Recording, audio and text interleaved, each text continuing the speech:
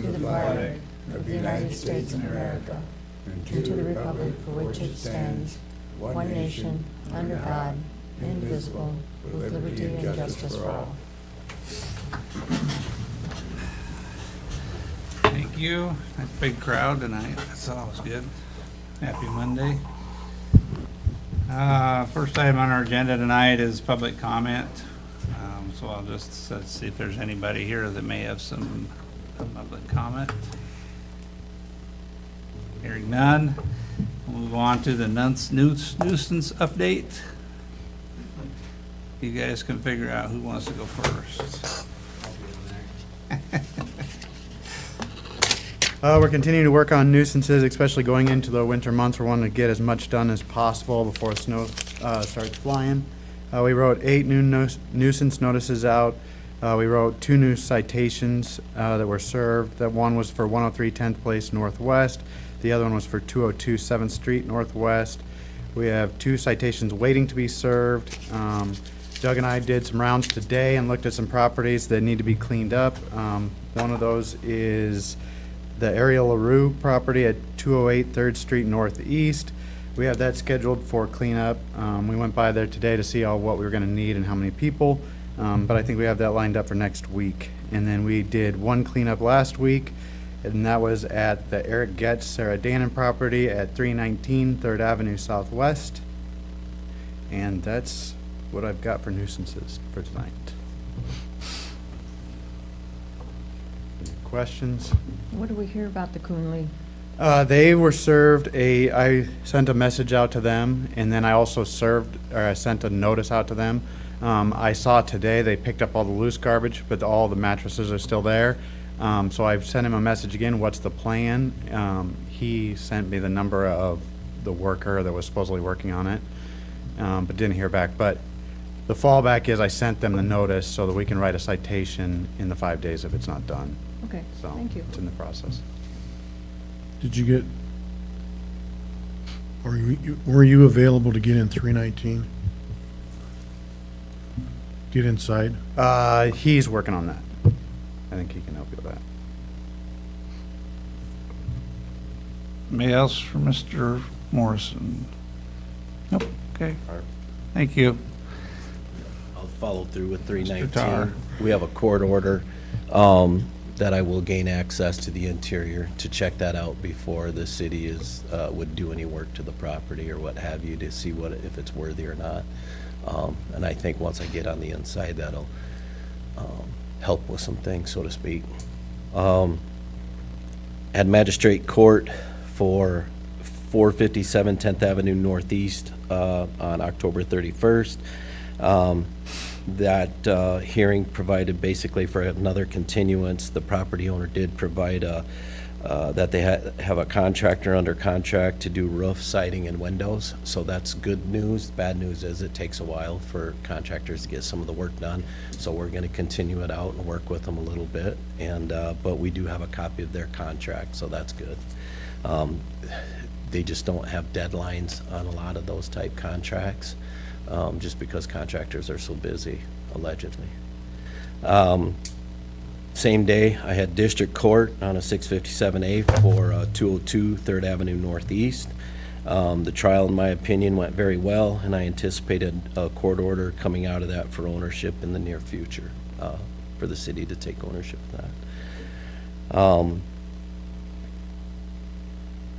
We got a court order garage demolition at 503 3rd Street Southwest. That part has been demolished, and some of the Japanese bamboo that was growing there, that's pretty invasive weeds, was also taken out while we were there just to get rid of that nuisance as well. It's also my understanding that the neighbors are going to be written up as well because they had some stuff piled up around that garage that we took down, and that was the neighbor's problem. So we're working on that with the police department, and we'll go through. But there was a second accessory structure that we have a court order to either demo or make repairs, and I'm still trying to get, waiting for numbers to basically, if it's gonna cost the city more to repair it than it will to demolish it, we'll demolish it. If we can get some repairs done and it's cheaper than demolition, then we'll go that route for a second accessory structure for the same court order. I'm anticipating sending out a new municipal infraction to the owner of the Lantern Park Apartments. He has failed to cooperate and move forward with listing the property for sale as he stated he would within a timely manner. He's also failed to complete any work outlined in his original notice, so I think it's time we move forward and go ahead and drop the hammer, so to speak. Also, we'll be issuing a new notice for the property owner, and it's a new owner, that's why we have to issue a new notice at 824 First Street Northeast. They'll either make repairs or demo. It has been condemned. Initial communications where I explained what our expectations are appeared to have failed because, I don't know, some of the property has been cleaned up on the inside. I did witness that they were cleaning the inside out a little bit, but that's been a few weeks ago since that's been done and it stopped. So, and now I'm seeing nothing. They haven't been in for any building permits. I'd asked them to come in and let me know what their plans were for the property. They have not done so. I have a little bit of a language barrier on that one, but we'll continue to move forward and keep working on that and do some diligence there. And then this Thursday, I have District Court for 321 Fifth Street Southwest for another 657A proceedings. Hopefully that goes well. I don't anticipate any issues with that. 25 6th Street Southwest, just to give you guys an update on that. The asbestos abatement bids came in. There were 5 bids. The low was $11,980. The high bid was $25,550. So if there's any silver lining, at least we got a lot of bidders. And that should be completed by early December. And then I will be getting in touch with the fire department to look to see if we can do a controlled burn there or have a training fire. And then look at the possibility of city staff doing the sewer and water disconnects and maybe even the core out and then the hauling in of the backfill. So good news, we'll be getting rid of one in fairly short order. So, but we're working on, we got a bunch in the pipeline right now. So any other questions or concerns? Any questions for Mr. Tar? Not hearing any. All right, thank you. Thank you, sir. All right, next item, we got Jason Petersburg with V&K. The change order on the ARPA water main. Here tonight primarily to talk about the change order, but before we dive into that, just start with a quick project update where we're at on the water main project. All of the originally awarded work has been completed. 12th Avenue, the new 8-inch water main is installed, and then 6th Northeast and then 5th Street Southwest, there is one block of 6-inch water main each installed on those 2 streets. Work's complete, except for the seeding, final cleanup, and then the demobilization. The equipment is still sitting there. Realized they did wrap up a couple weeks ago, but we've been working through some numbers trying to prepare this change order, and we didn't want to haul equipment out if they're going to have to haul it back in to complete some additional work here, so that's why it's still sitting up there on 12th. Ron's been tracking the project budget for us here. As you recall, ARPA funds were being used to pay for these improvements, and when we originally bid this project, we included several bid alternates for some additional water main valves along the Highway 3 corridor. However, when the contract was awarded, we did not include those alternates for installing those water main gate valves. Primarily just in case there was any extras during construction, we wanted to be paying attention to the overall project budget. So we do have one small change order for live tap of a 4-inch water line of water service to Northside Elementary. That change was made during construction to maintain water service to the schools. While construction was going on, that was $1,834 increase. However, right now, looking at the overall project, we're at just under $476,000 in work completed, and that does include that pay estimate, or that change order that I mentioned. So right now, as far as the ARPA budget goes, there's about $84,000 to $87,000 plus even remaining that needs to be spent or it gets given back. So we're here tonight. We've looked at the original gate valves that were bid as part of this project. I met with Andy and Doug. They went through and prioritized which ones were the most important as far as operating this water system goes. And they requested that we look at adding the 8th Street Southeast and Highway 3 gate valves, and then the 3rd Street Southwest right there by Quick Star, adding those gate valves. So the change order that was in your packet includes 4 items. Item number 1 is alternate number 2 from the original project bid. Adding those gate valves in. Item number 2 is alternate number 5, which was the 3rd Street Southwest gate valves that we had bid in that project, or bid as an alternate bid. Alternate number 3, now we're looking at making some changes to how we're installing these gate valves. Initially, we were gonna shut down the water mains, cut out the old valves, install new valves. There's some concerns as far as how big the shutdowns areas are gonna be. So instead of actually killing the water main to do this work, we're looking at using insertion valves. They can build the valves right inside the live water main without having to worry about shutting off water from coming into the holes. So, and then at 8th Street, we also eliminated one of the 3 valves that we were proposing, so we're just installing 2 new valves. They'll be in the same excavation. So page 3 of the change order there, the total cost decrease actually for item number 3 is $10,538. Page 4 of the change order is for the 2 valves that we're looking at installing by Quick Star. We made 2 changes there. First of all, using insertion valves instead of cut-in regular water main gate valves.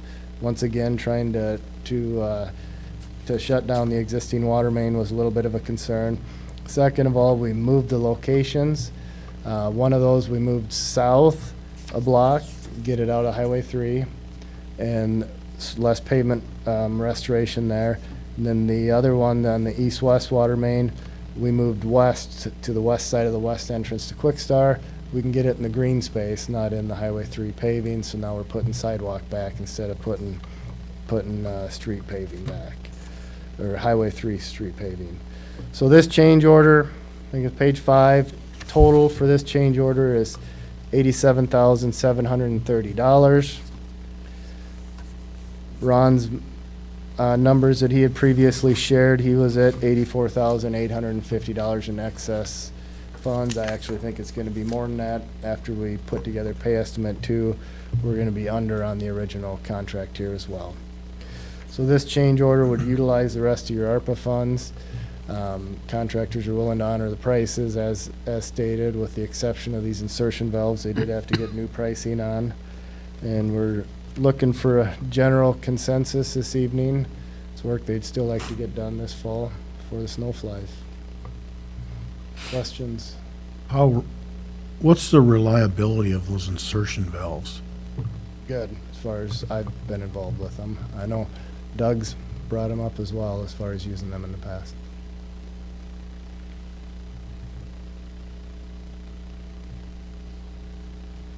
Any other questions at this point? So what we're looking for tonight is just, if there's no objections, we're gonna, have the contractor start moving, and then this will be on the agenda for Thursday for approval. Do it or lose it. Yeah, we don't wanna Yep. give it back. Okay. Okay. Thank so you. awesome. Thank you. Thank you.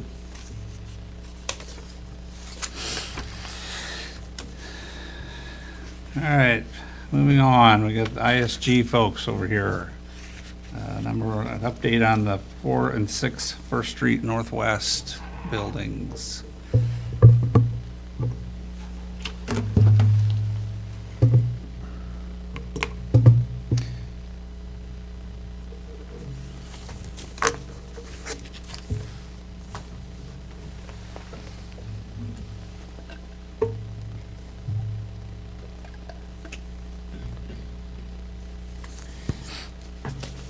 connecting yet, Ron. It's okay. Take your time.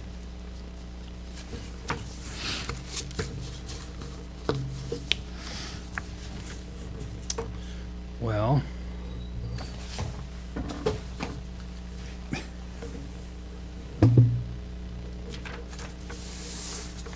Try another option here, I suppose.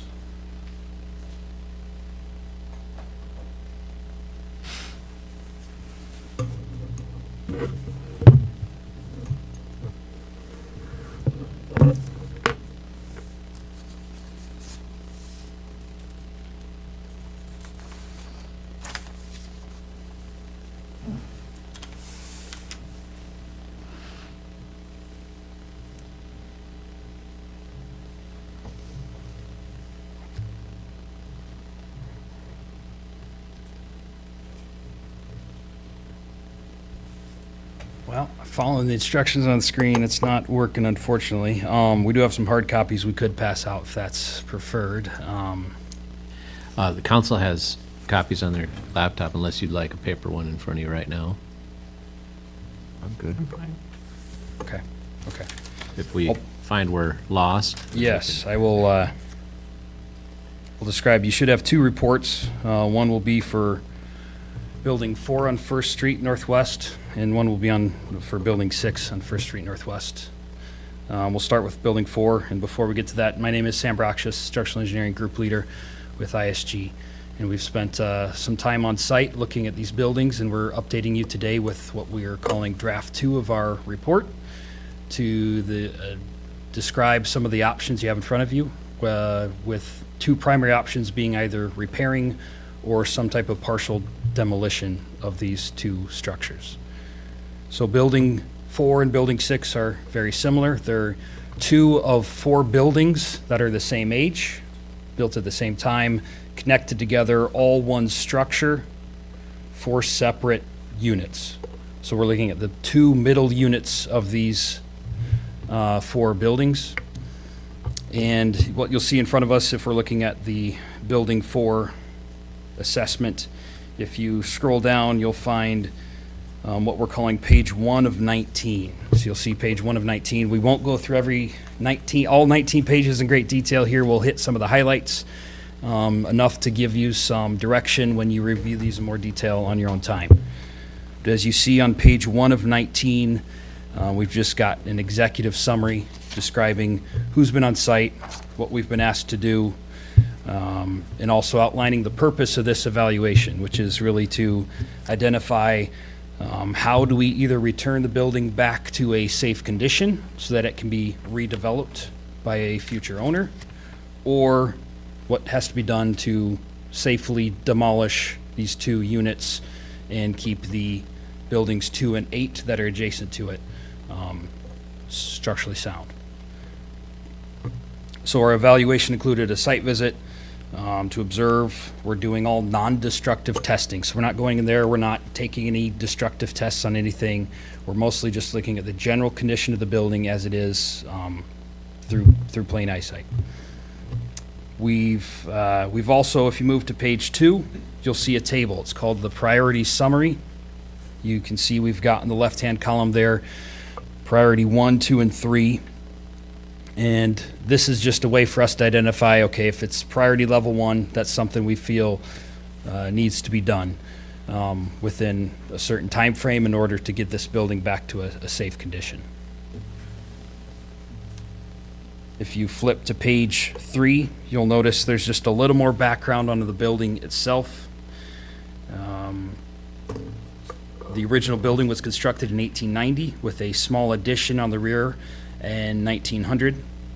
It's constructed out of multi-width brick walls with wood floor framing, and we've got a stone foundation. You'll notice under the summary of the structural conditions, we've got 4 bullet points. And again, we're on page 3 of 19. And those 4 bullet points show 4 items that we consider to be the main structural issues that need to be addressed in some fashion. The first is the foundation, which should be repaired. There's some moisture control. There's rotten framing that needs to be replaced. And there's the west wall that needs to be rebuilt. As we move on to the next few pages, you'll get to, you can flip through a few pages there and you'll get to a sheet, page 7 of 19. It's, again, just showing exactly which buildings we're talking about. There's an aerial image there if you see it. Just zooming in, you can see a green box around the building we're talking about. It's very close to where we're at today, just across the alley. And then we get to, as you go to page 8 of 19, this is where we really get to the meat and potatoes of the report. This is identifying our recommendations for 2 options. And again, these are 2 options for Building 4, and these 2 options are relatively similar for Building 6. We've just broken them out into 2 different reports for the sake of tracking some budget items. But you can see here we've got on page 8 of 19, we have some recommendations for what we're calling option A, and that's to repair the structure back to a condition that makes it safe and that makes it capable of being redeveloped by a future owner for a future use. So again, this is mainly addressing the structural items and ensuring the building is enclosed and safe. So it is not getting it to a condition where somebody can necessarily move in and use the space for whatever purpose they want to use it for.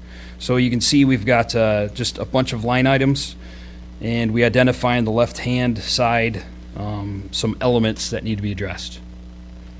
And if we might just look through each of these line items in brief terms. The first being the south stone masonry wall, and this is perhaps the structural element that needs the most attention. So we've got in the basement of this building a stone foundation that's over time had a lot of water infiltration.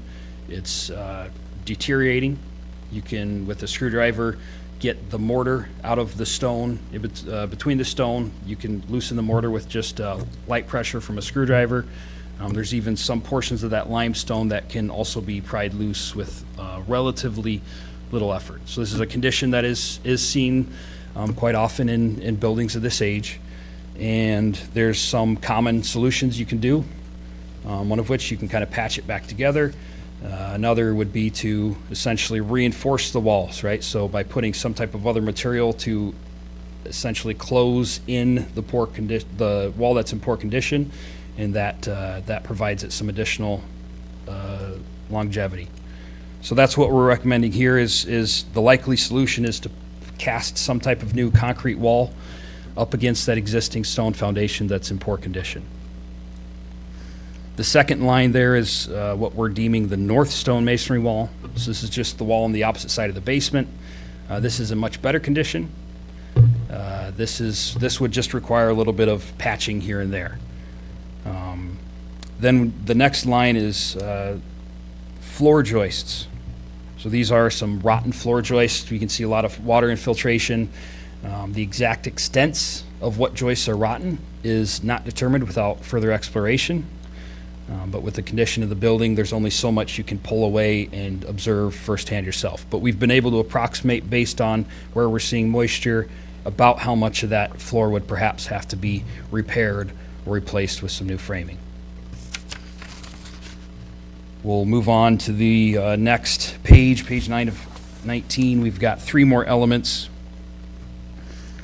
You can see, I'll go to the second 2 lines there first. We've got floor joists and roof joists, as you can see on the bottom half of that table on this page.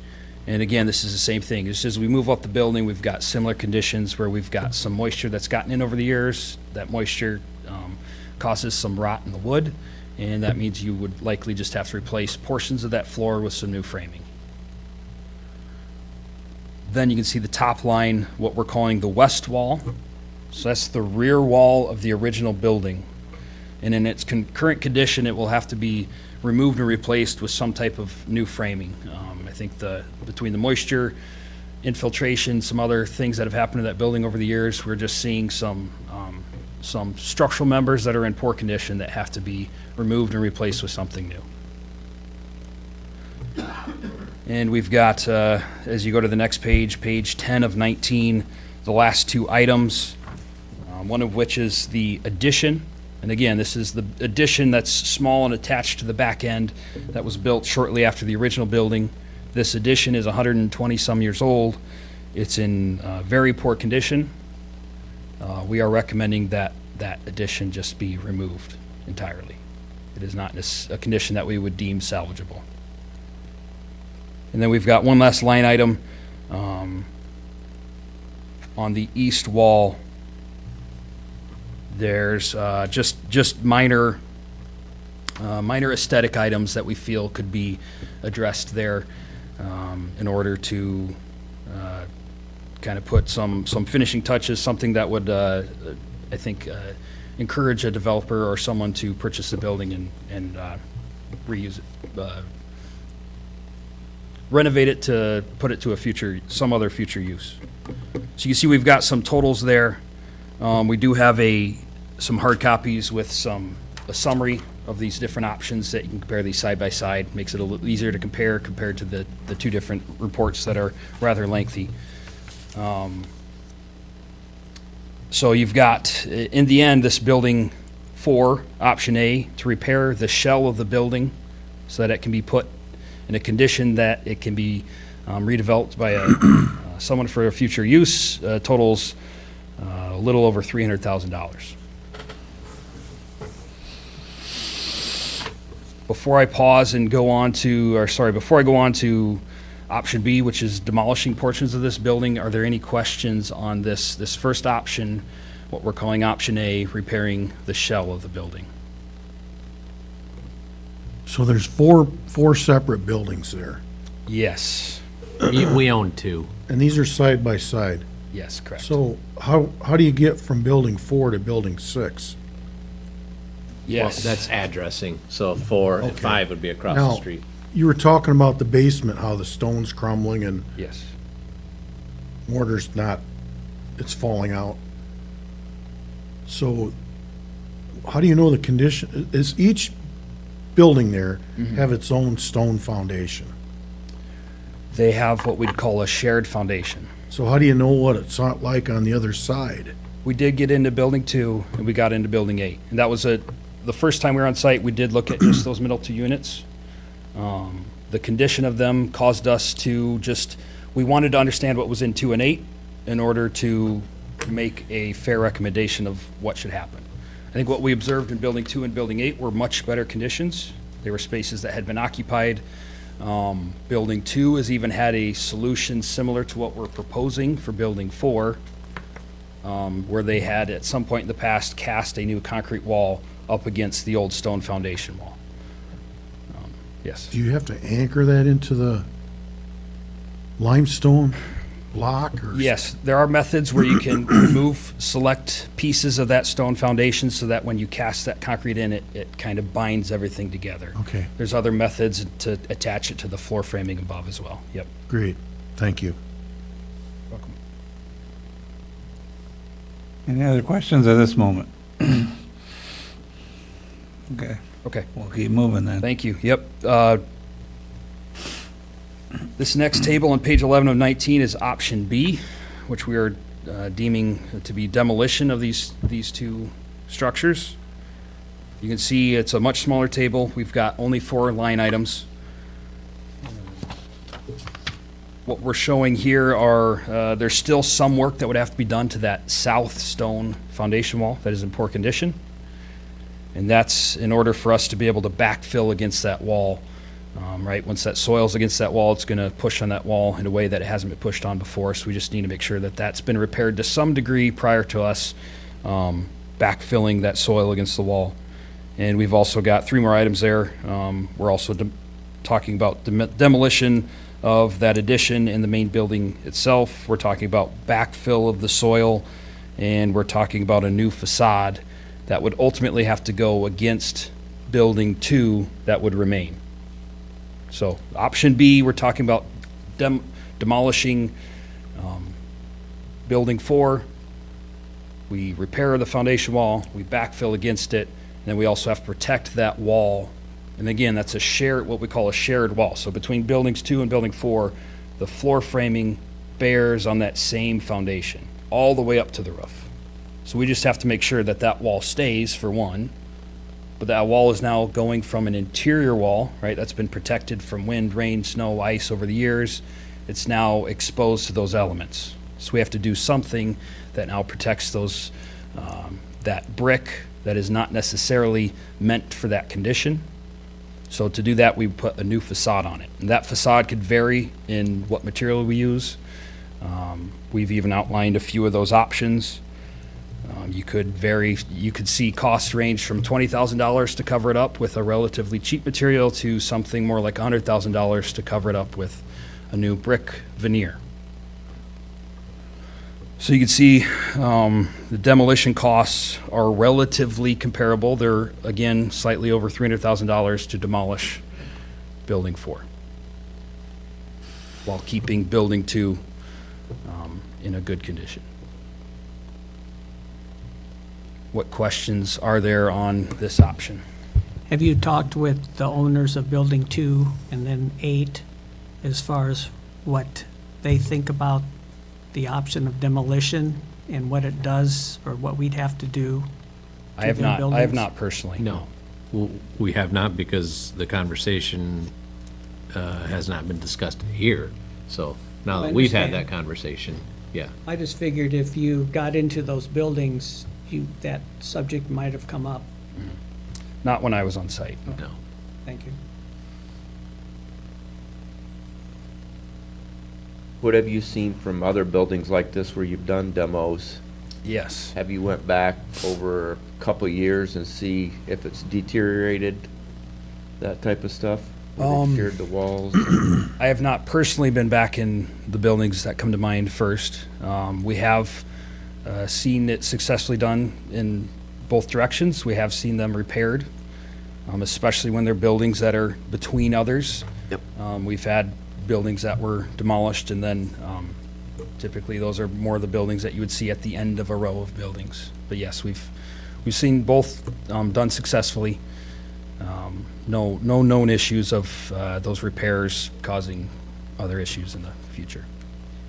Just like to add, if you want an example, go to Peace Plaza. You can sort of see what has been done to both those buildings. One sided and one did the brickwork. But that'll be an example of probably what that would look like if we take those buildings down. I'm looking at the west exterior view, and there's a red part of the building, and then there's a brick part with a central air conditioner. So you're saying those have to come off? Yes. If you look at that picture to the right of the red one, you'll have to do facade work on that building, won't you? If you take that off? Yes, you're looking at page 13 and 19, perhaps? They're not numbered. They're not numbered. Draft number 2, Okay. This it's the picture, west exterior view. yeah. Yep, that picture. If you look to the left of that picture, it looks like that, where the central air is, that building isn't attached, the wall isn't attached to that other building. Correct, yep, So there's no repairs you have to do there. correct. Do both of those have basement underneath of them? Yes, so the red building and the brick building that we're seeing in the main part of that picture, you're saying? Yes, there is at least a partial basement. There's some of those spaces that have only a crawl space, but I would say the basement exists under the footprint, mostly under the entire footprint of those additions, yes. So you'd have to do some kind of foundation stabilization there. Yes, Is that in here too? yes, yep.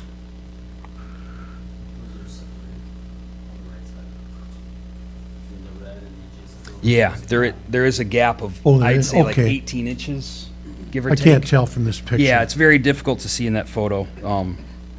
Yeah, it's a very small space. Yeah.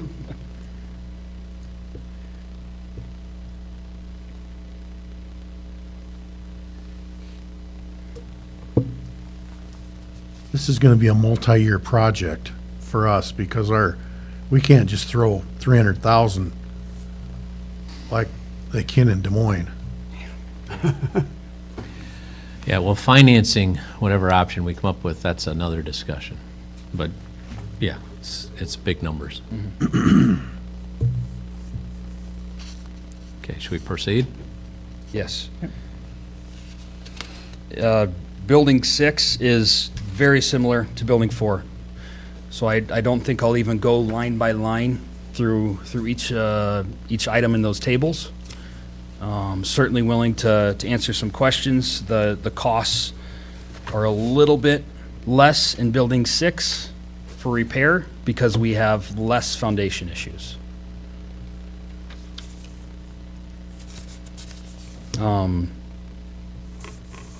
don't know if there's any, as you scroll down, it's page 8 of 17. I understand perhaps you don't have those numbers in front of you, but are there any questions about Building 6? Again, it's very similar to Building 4, just a little bit less of a foundation concern, so there's a little less repair needed at those foundation walls.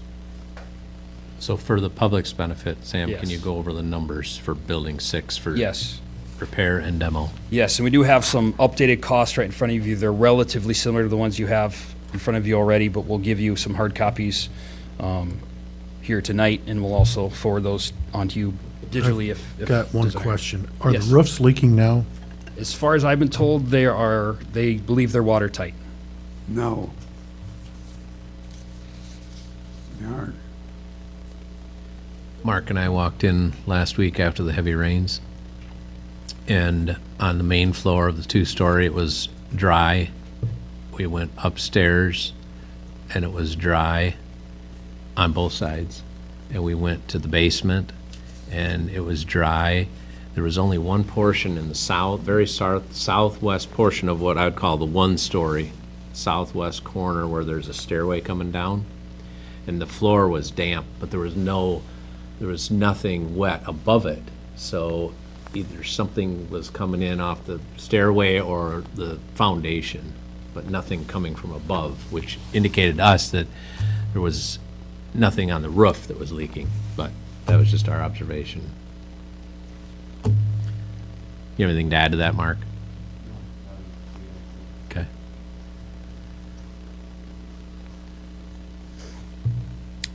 To highlight, put the costs out there, we've got option A and option B. We'll go over option A first.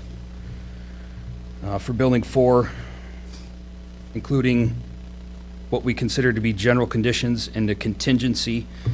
Now, to explain those a bit further, the general conditions include what the contractor needs to mobilize to site, some of their fees, permit fees, et cetera. We've also got a contingency in there that is relatively healthy. So we've got a 25% contingency on the line items. Now, the reason for that large contingency is because inevitably there will be things that are uncovered in these buildings that we just can't see yet. So we're intentionally holding a larger contingency to cover what is right now unforeseen, including all the line items discussed, the general conditions and the contingency. We have a total of $304,500 for repairing Building 4. For Building 6, including general conditions and contingency, we have $193,500. Again, the major difference being just the lack of foundation issues in Building 6. For option B, which is demoing the entire building, for Building 4, we have $307,500. And for Building 6, we have the same total, $307,500. Those do include the general conditions and the same contingency of 25%.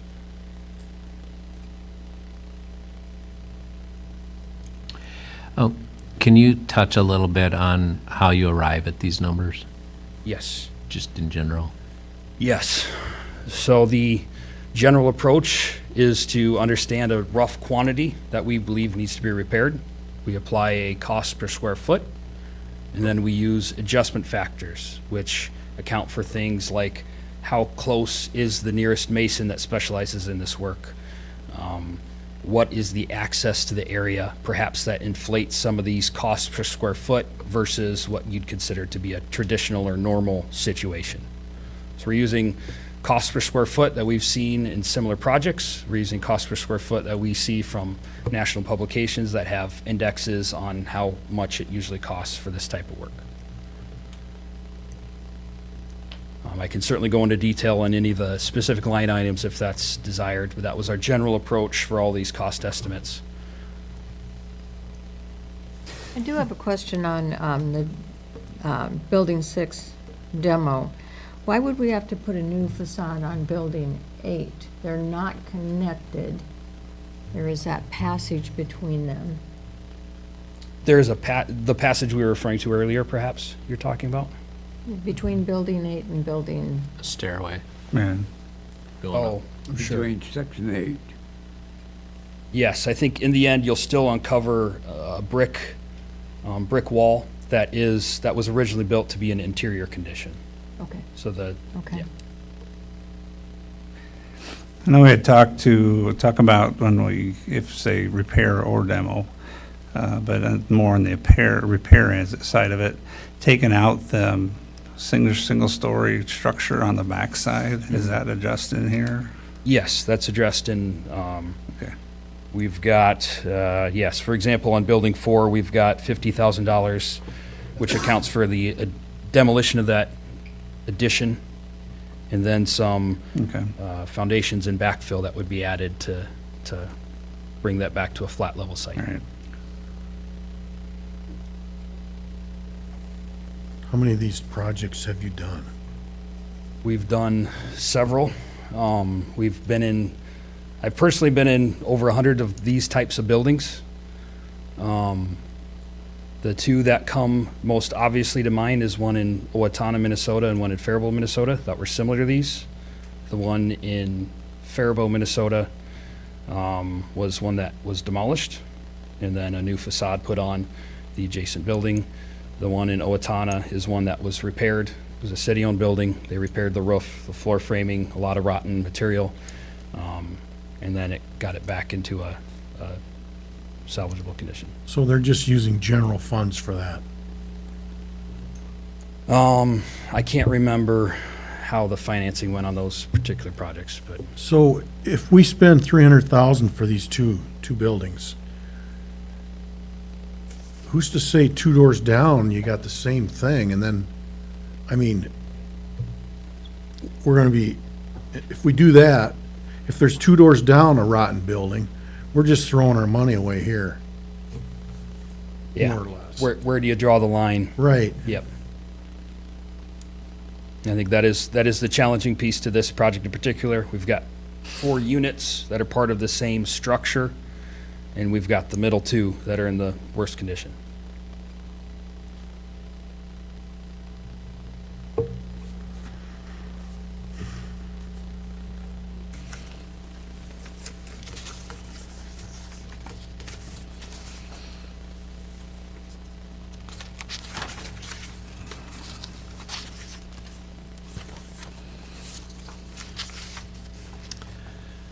This is a lot of information, so I would encourage the council to just absorb this and come up with any questions you might have in the future that we can address, and we'll continue communication. And then after we're done with Sam, then we'll talk about the DNR grants to assist with asbestos and lead-based paint inspection and removal, which will have to be done no matter which option you take. Any more questions for Sam? No, I appreciate you coming in and giving us the first page one. This is gonna be a huge project, whichever way we go with it, so I understand there's gonna be a lot of back and forth with you guys as well, so, but we appreciate it. And then I'll just make one more comment. Barry brought up financing, so I've been working with Matt at Public Financial Management on what options that we, would be able to consider when looking at these numbers and financing whatever direction we decide to go, and we'll have Matt presenting at a future meeting as well, so. Is there any chance you could send Ron some pictures of the 2 buildings in Faribault and Owatonna? Absolutely. Yep. You were saying they were similar in what we have here? Yes. I mean, right now, as that one sits, the other Yeah. ones look the same? The one in Faribault that was ultimately demolished looked worse. That required a hazmat suit to go into, to give just a kind of a realm of context there. And then the one in Owatonna was, I would say, very comparable. Thank you. Yeah, we can share photos, absolutely. So, I hate to bother you No, again. no, it's fine. So, the one in Owatonna, is that basically a new business now, or are they still sitting on it? City? We could follow back up with the city. I don't know offhand if there is a business in there or not. All right, thank you. Anything at this point? Anything else? All right. We appreciate, like I said, all the information that you've Thank you. given to us. Thank you. Have a safe trip. Yes. And the next item of that is the DNR grant contract for asbestos. Yeah, so, been communicating with the Iowa DNR on this program, the Iowa Brownfield Redevelopment Program, Community Assistance Grant, which allows grant funds for asbestos-containing material inspection and lead-based paint inspection fees to be paid with grant funds. So what you have in front of you, the first one is a grant contract. Basically, they have approved the inspection fees to be approved, to be paid for through this grant. This is building number 4, and then the second contract is building number 6. And then verbally, they've indicated that these two would qualify for funds to do the abatement, removal of asbestos in these. I'm not sure, I don't recall off the top of my head what the cap might be, but if Derek, if you don't recall either, that's okay, we can look into that. But so for the first contract price here would be $3,250 was the quote that we received from Terracon, correct, Derek? Yeah. $3,250. So the lead-based paint would be $2,250. Asbestos-containing material inspection, $1,000. Looking at doing these pretty much immediately and completing by January 15th. So again, this work has to be done regardless of what direction we go. Full demolition or repair of the shell. Any questions on that? Is that gonna be safe to go into? I don't know, I guess I would let Sam answer that. Sorry, could you repeat? Can you come up to the podium? He's asking if it's gonna be safe for the asbestos inspector to go into the building and do the, I suppose they would take their normal precautions. I don't know offhand what, if it is myself. That's just for the inspection, yeah. so, And then no. abatement would come after the fact. Abatement's gonna be the same questions, it's safe to go in. Yeah. So you haven't deemed this building to be, Sure, or you're saying structurally unsafe. Sorry, I thought you were Yes, implying structurally. from a Structurally. more of an asbestos or mold remediation. Structurally, yes, there is, the building can be worked in a safe manner by the right personnel that are used to working in these conditions. I think the mold remediation companies are very familiar with working in similar situations. There might be some minor precautions that are made, temporary shoring in some locations, but it would be a building that's safe to work in. Thank you. Derek, do you have anything to add to that, to any of this? No, I think you're, like Sam said, you're environmental contractors that are, they're used to being in buildings like this to do this type of testing. And if it would come to a time to do the abatement, that would likely be in concert with, or just in advance of either demolition or repair work. So they would coordinate that as far as any selective demo that need to be happening as part of the remediation work. Okay.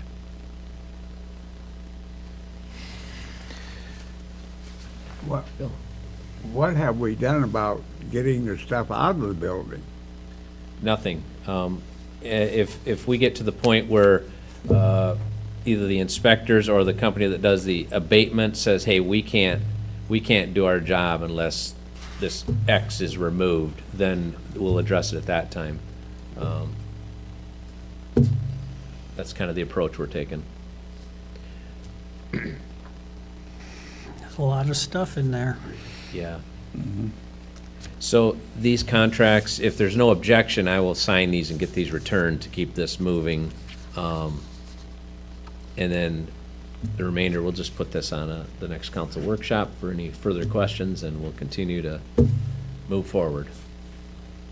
Yep, I think any progress we can going forward, I think if we're gonna have to do this anyway, so let's get it, that'd be my suggestion to get going and make things move, keep something moving anyway, so. Okay. All right, Thank you, gentlemen, for coming. Thanks a lot. yep, absolutely. All right. Next item up here on the agenda is the recommendation for zoning change from the Planning and Zoning. Mr. Tar. Thank you, Mayor. We'll switch hats here for a minute. The property at 1013 4th Street Southeast, Planning and Zoning, I think I mentioned a meeting ago that they held a public hearing. They also received an application from the McSweeney family to change the zoning from light industrial to AT, arterial transitional. The full zoning commission approved that and agreed that we would make that recommendation for the city council to consider that change in zone, because ultimately it'll be your decision. Having said that, I can't provide you with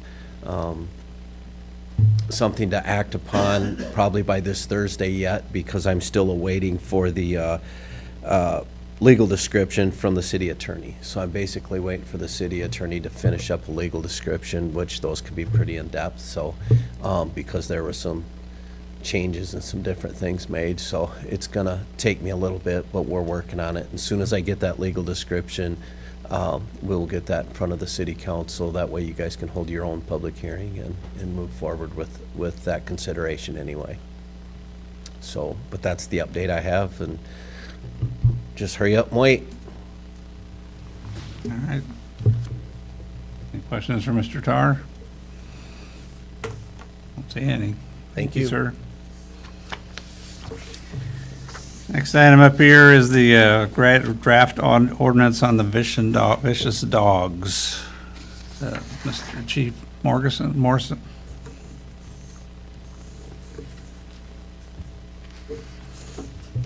Yeah, I think this topic has come up at several workshops for the vicious dog ordinance. The last request is that we put a couple extra safeguards in that process. We're basically trying to streamline the vicious dog process so that I can declare the dog vicious. If they choose to appeal, it'll come to you. It just moves the process a little bit faster. We also added the safeguard, which is that it allows us to impound that dog while the appeal process is taking place.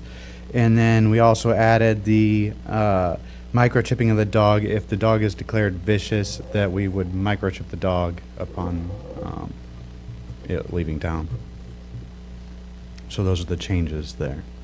If there's questions. Gosh, I think we pretty much beat this one to death, and I think hopefully we're into the final draft on that. So if everybody's okay with this, then we will put this in the form of an ordinance to be considered for first reading. Yeah. Hopefully by Thursday, no guarantee. okay, perfect. Okay. Thank you. All right, that brings us to the end of our meeting for tonight. I will go ahead and adjourn the meeting for Monday. Thank you.